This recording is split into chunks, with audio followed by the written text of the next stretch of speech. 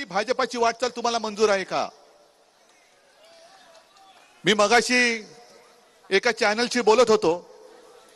मोदीने आजपर्यंत 25 एक सभा महाराष्ट्रामध्ये घेतल्यात, पण या 25 सभामध्ये प्रत्येक सभेत उद्धव ठाकरे उद्धव ठाकरे उद्धव ठाकरे म्हणजे रामाचा जप नाही तेवढा उद्धव ठाकरेचा केला असेल.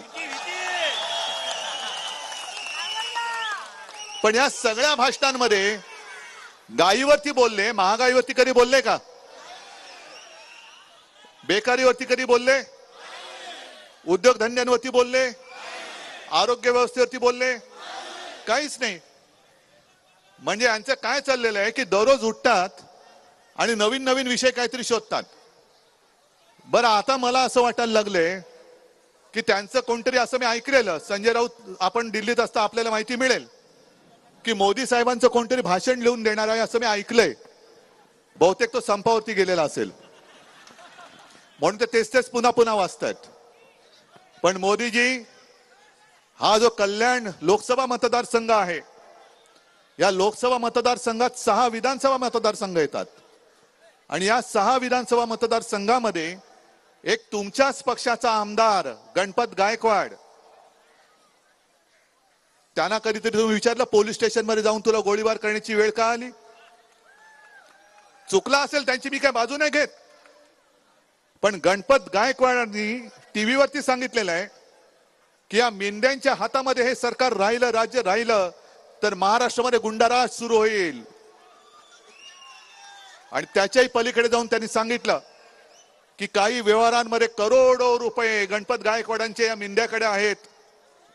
कान्या पाठवली ईडी त्याच्याकडे, कान्या पाठवलं सीबीआय त्याच्याकडे.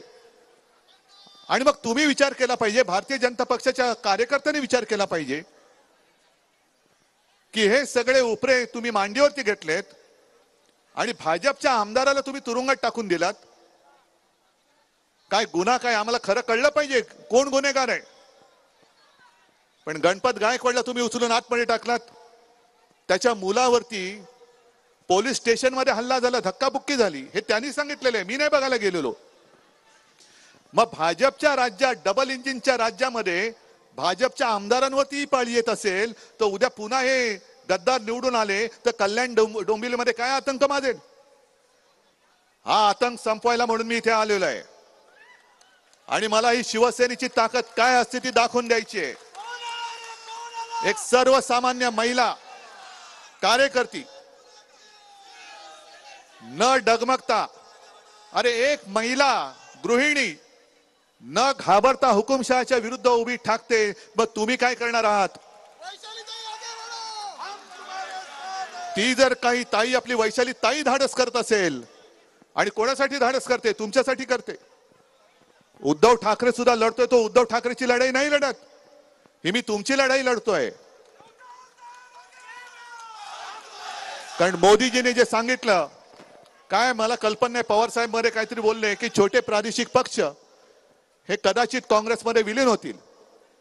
मला लगेच त्यांनी सुरू केलं की हे उद्या शिवसेना पण विलीन होणार. अहो 25 वर्ष तुमच्या बरोबर काढली आम्ही, तुमच्यात नाही विलीन झालो तर काँग्रेसमध्ये कशाला विलीन हो? पण आम्ही हिंदुत्व सोडलं.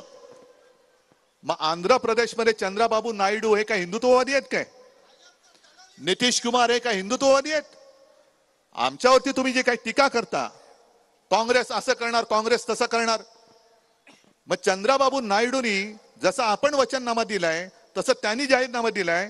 त्या जाहीरनाम्यामध्ये जी जी काही त्यांनी आश्वासनं अल्पसंख्याकांना दिलेत ती मोदीजी जर एकदा वाचून बघा आणि तुम्ही त्याला सहमत आहे की नाही त्याचं पहिलं उत्तर द्या.